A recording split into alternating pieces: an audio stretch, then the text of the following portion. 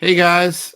Hey guys, this is El Rey Collection. And I'm here to talk about my 2025 soccer predictions. Have some technical difficulties, so let's see if we can get through this. Certainly this will be fun. It's always fun to sit down and think about what the year ahead may bring. So without further ado, let's jump into it. The This disclaimer, please pause and take a look. I'm a exempt registered investment advisor, SEC, but I'm not intending this video to be investment advice. I do not, if I use the words intend, should, anticipate, any of those things, it is not intended to be investment advice. So please do not rely on this. Make your own decisions and speak with your own investment advisors before you put any money into any investment, let alone soccer cards. So this is meant to be fun. I'd love, of course, to hear your thoughts. Please leave comments. I can't out every potential bias that I may have, but all the scans in this presentation are my cards, so at least that'll out some of them. And I'll try to mention anything as relevant. If I had a crystal ball, I would be retired. So I don't. I still have a day job. So this is something that I do for fun and enjoyment. All right, let's get into it. Number one, I believe a new pre-war soccer card will sell for 40,000 plus. We had a number of them last year. Super exciting year with the Wharton Shield, the Bloomer St. Pete's, the Freed 1922. But what will 2025 have in store? We don't know. What could the candidates be? Well, they could be another rare shield. They could be cards we haven't seen at market, like the Stagny Mesa. They could be high grades of some of the classic cards, like, for instance, this Dixie Dean or Sindelar rookie. So, there could be many different things. It could be something, from Germany, from Portugal, from Mexico, from Brazil. We don't know. And that's part of the exciting thing of this hobby. But I do think that we'll see this. There's been incredible strength in pre-war, which I'll get to a little bit as well. So I think that we will see that. It'll be an exciting time for the market. And personally, I'm super excited to see what happens. By the way, if you don't subscribe to Collect Football, Bill's channel, please do so. We talk every month. We have a state of the market video where on his channel where we talk about what's happening and some of these things in the moment or close to the moment within a month of those sales. And so you don't have to wait till my 2025 review video to see those results. You can check in with us monthly on Bill's channel, as well as you'll see later. You can check in with us at the Discord, which is an auction section where people traditionally talk a lot about the auctions. All right. The general market, I believe, will experience double-digit price increases. The general market's hard to define. Every time that the stock market hits a 52-week high, generally that's great. Everybody's cheering, but there's still stocks on those days that hit new lows. So you have to always be photos here on top of this takeaway. But we likely hit bottom in early 2024, I believe, in the market. Some gains I think are expected in 2025, but I don't expect those gains to buy everything. I really don't believe that. I just think that most people will find 2025 entry points as still quite attractive over the long run. I don't foresee this straight up and to the right with a really high slope.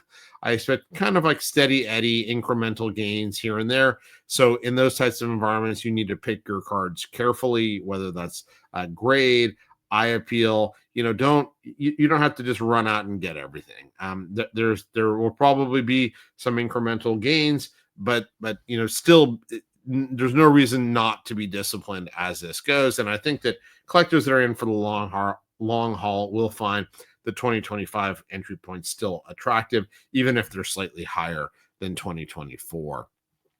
Related to that, but a market that the market tries to track a lot faster is I think we really did see the bottom of the Messi market, as I had predicted before.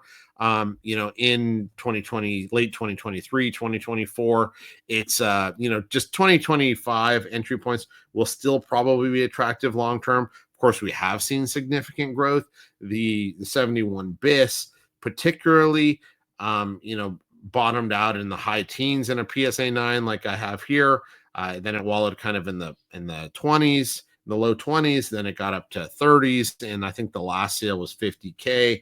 While I don't necessarily think that it'll stabilize at 50K, even 30K is a significant increase from the high teens, low 20s. So I kind of see it, that particular card, stabilizing in the 30 to 50 range, which I think is great for the market. And it just represents a significant bounce off the bottom. So again, I think Messi's career is pretty much baked at this point.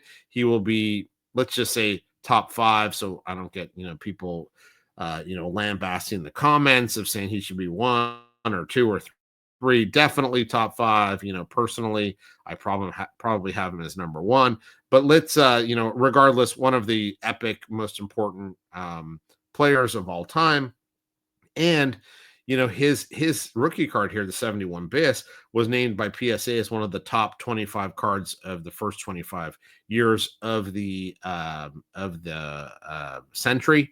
So that's really exciting, and it was the only base card, in part because there's only 19 or 20 PSA 10s. But most of the other ones on the list were elite, hockey or football cards, or baseball cards that are kind of one of one type nature. So it's great to see his rookie card, and it really is an important card for the hobby. So I would, I personally, I love the Este sticker. I predicted last year PSA would grade the Este sticker. They started to grade it again. That was great, but the pop only went up by, a roughly 50 stickers after nearly a 3-year hiatus. So, I think, to me, by the way, the 71 bis went up by about 100. So, I just feel like there is a great opportunity in the sticker when you look at the pops, when you look at the importance of stickers through soccer collecting lineage. So I see a significant amount of runway for the Este sticker. And I see broad stabilization for the Messi rookies at kind of this higher price point. So only time will tell, but always fun. And I know Messi's such an important part of the hobby that I figured we would. I had a couple different predictions about him and his market last year. So now we're down to 1 in 2025. I also think we're going to see, of course, this is impossible to predict, but just for fun, I think we'll see at least 200K soccer card sales in 2025, and I think there'll be at least a couple of them. In 2024, we saw one, which was one of those Messi PSA 1071 bises. This could be a bizarre, common, not common, but a modern issue that comes to market. Like, it could be a Messi 2022 World is Prism Extraordinaire 1 of 1, reverse hollow, I don't know, image variation thing or something like that. It could be something crazy like that I won't really fully understand. It could also be a super high grade Pele Alifa. It could be, there's an 8.5, I think, Puskas rookie coming out, or an 8 or something. It could be a Pele 57. It could just be so many things. And these are impossible to predict because you need the right elite card to hit the market, and then you need the market to receive it well and enough people to be interested in it.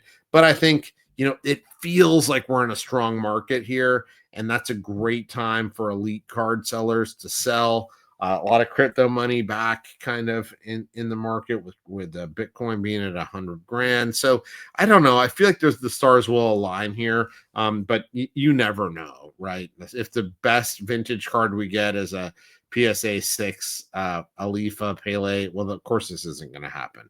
So a lot of it depends on supply. But when these super elite cards come to auction, it's super fun to watch, in my opinion, and occasionally participate. So I also think that this market broadening is number five continues in 2025. So number five is continuing in 2025. So we saw some really great, um, you know, stuff happen in 2024. We saw a Balenciaga sell for like $5,000. You saw Pottinger sell for more than 1,000. You saw, some Piolas run. I don't know. I think that being a collector will be moderately more difficult in 2025, with more interest on kind of these second tier players. I hate that term, but don't have another one. If you have a better term for kind of these non-elite players, please let me know in the comments, because I've been looking to change my vocabulary with related to these guys. To call a Piola or a Balenciaga a second tier player kind of hurts me and rubs me wrong. But the good news is there's a ton of interest now in these players. So, I do expect that if prices, continue to go, that go up, I kind of feel like that attracts some flippers. So we may see some additional flippers re-emerging, or traders that have largely kind of been out of the space.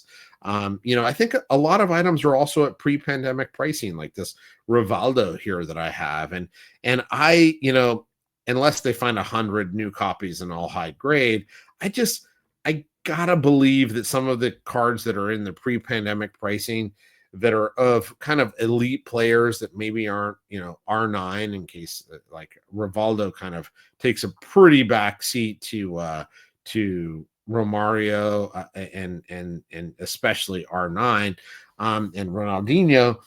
I think that these types of cards, if they're priced right now at pre-pandemic levels, I gotta believe they won't be there forever. And it's really kind of chase down stuff on your want list in 2025 when you see it. But there is more competition, especially for the rarer items, which would be indicated by the types of things that are on the left-hand side of the slide, as opposed to the Rivaldo or other things. So we never know. Supply shocks happen, so big groups of cards can be found that can certainly impact the market. But in general, I feel that this broadening is going to continue, and interest. It only takes a few players to be interested in a rare card to kind of course, drive up the price. And even if it's a player that isn't necessarily a household name for most soccer players.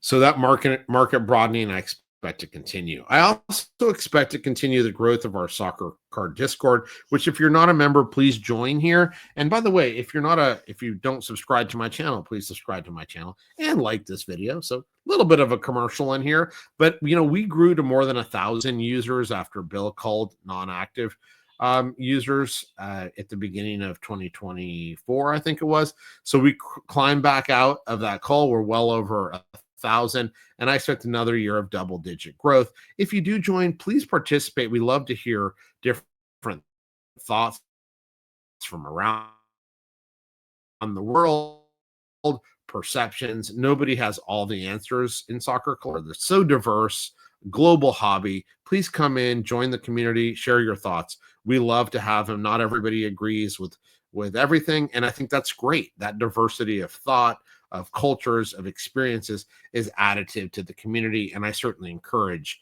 you all to come and join if this is of interest to you, because it's really special group that has spent a lot of time collecting soccer and can answer a lot of questions. So whether you're seeking information, looking for advice on auctions, you just want to post some cards that you have, and get some likes and some fire signs, some emojis, please come and join us, because it's a healthy, vibrant community.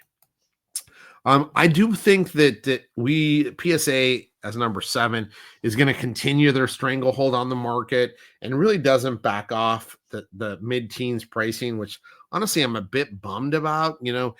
Even though Beckett is revamping everything with their new sale and their new European operation, I just think it's going to have little to no effect on PSA. And based on the pops that you can see at Gem Rate, there's just no reason to expect that there's going to be a dramatic difference in PSA's dominance, and there's no reason for them to decrease pricing outside of TCG, where CSG has gained significant share. So you saw some PSA, like some limits of where PSA would go to fend off kind of the CSG sub $10 pricing that they have, and they went down to what, 12, $13 for Pokemon stuff. So if they're going to 12, $13 for Pokemon stuff where they feel competitive, that's probably what you could most likely assume is kind of the bottom line going forward for PSA.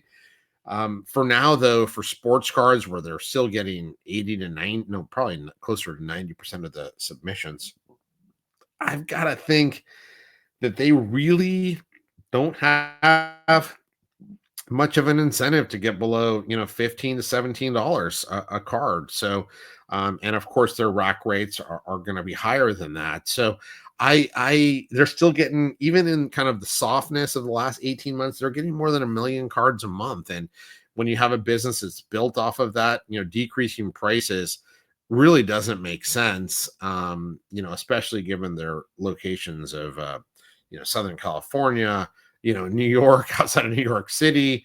I think they've announced that they're starting something in Germany. I think it was Frankfurt. So these aren't cheap places to do business, and I just don't see them, wanting to trash their margins. And why would you when you have such market dominance? So Beckett, of course, is a bit of a wild card. It's a great historical brand that's just been battered the last few years, but we certainly can't expect much in the short term. I think SGC continues kind of with great turnaround times. I think it's kind of the lower market. I think you may see some some pricing specials there. Maybe $12 for sports cards, and PSA will try to differentiate. Hey, you got 17 here. If you want the candy cane, if you want the tux, you can get 12, 14 over here, depending on service levels. So I think there may be a little bit of some brand playing as things go through, but I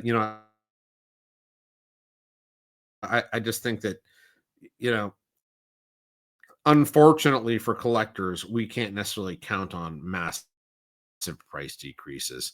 We'll find we had kind of some pseudo fines. I'm not really gonna fully, it was a DD, and what was it? Rivaldo, I think. But they kind of, I think the DD is not the right photo, and I think the Rivaldo is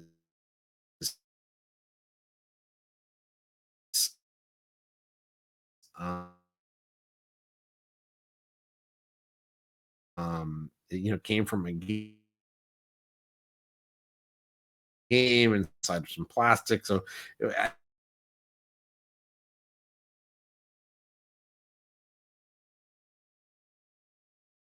Modric or the Benzema ads, um, you know, so maybe it's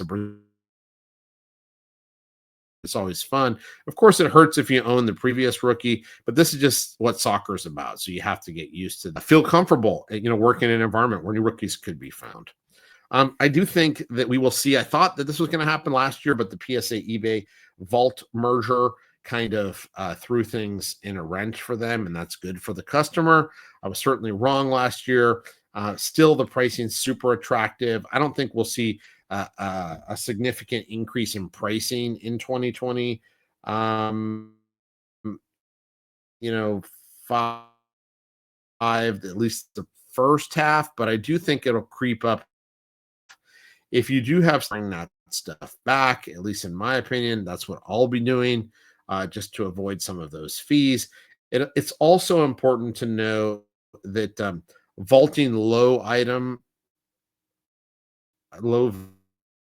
value items for sale actually got materially more expensive in the recent price updates from eBay PSA. The minimum now is $5. So if you have a $15 card, that's a 33% commission on that. Think about your vault strategies properly, which is a mix in my eyes of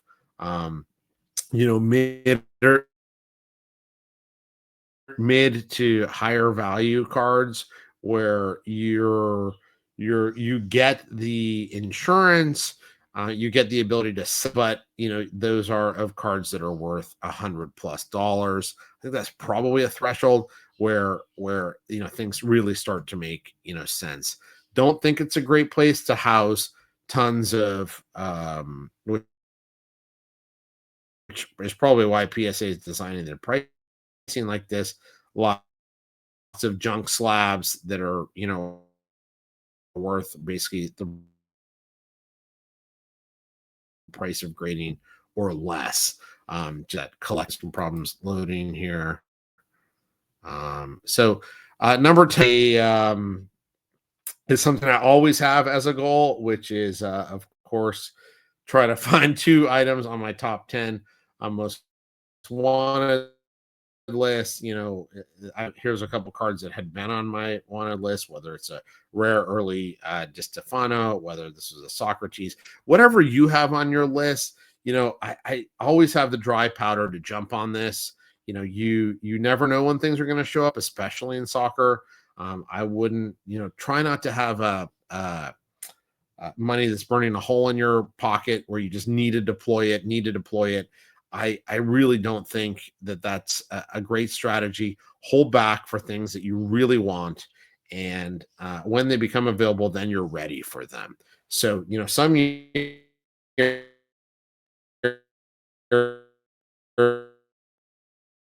I can get 0 of the cards on my top 10 list, but when a big card comes out, then 22 freed. So I hope 2025 brings out some of the grails that you're looking for in your collection. Certainly I hope that they also come out in my collection as well. So given that we had a little bit of tumultuous internet here or loading predictions, I think that a new pre-war soccer card will sell for 40K instead of my 10K threshold last year. Pretty big jump there, a 4x. That tells you something about how I feel about the market. I think the general market's going to experience some double-digit price increases. I think the Messi market's going to stabilize at these new higher levels, and that the Este sticker has some specific runway for growth. May not happen in 2025, but just over the long term, I feel good about the Este sticker with these pops. We'll continue to watch them. I hope and think that we'll see 2 mega sales in soccer cards in 2025. I put a $200,000 threshold. Let's see. It'll be fun to watch. And I think that the market broadening is going to continue in 2025. I expect the Vintage Soccer Discord will grow to 1,250 members or more, especially in the run up at the end of the year towards the 2026 World Cup. That's exciting. See no reason on the market, and it really has no also reason to back off the mid-teens pricing. Maybe there's a few nominal promotions or customer specific targeting where you may get a coupon in the mail or in your email, but I just don't feel like a broad based $12-13 sport card vintage thing is on the table. Certainly hope that a couple new rookies will be found in 2025. Expect the vault pricing to creep up. I got this wrong in 2024, but the merger between eBay and PSA vaults really, I think, was the cause for that, as it kind of established the base. So if you have stuff, I'd take it out of the vault if you want it home, at least in the first half of 2025. And then, of course, I always expect that the El Rey collection and your collection, you'll find some things on your top 10 most wanted list. I think 2024 was largely a year for collectors, as was, most of 2023. But there were certainly some parts of the market that that solidified. So I whether that was Messi or the pre-war broadening or just pre-war rarities. I don't have FOMO. Get out there, get the cards that you want. Do the grind work, enjoy the community, and I hope that 2025 is absolutely wonderful for all of you and for your collections, your family. Stay safe, stay healthy, distract yourself if what's going on in the world is disturbing to you. Distract yourself in soccer cards. That's what I do. So hope everyone has a fantastic 2025. Looking forward to see you on my channel here. So please subscribe, like this video, and we'll see you here. We'll see you on the Discord, and hopefully we'll see you at the National and SoCo and some other events that happen in 2025, so we can all share our passion for soccer card collecting together. Thanks, everyone. Have a fantastic day and a great 2025. Take care.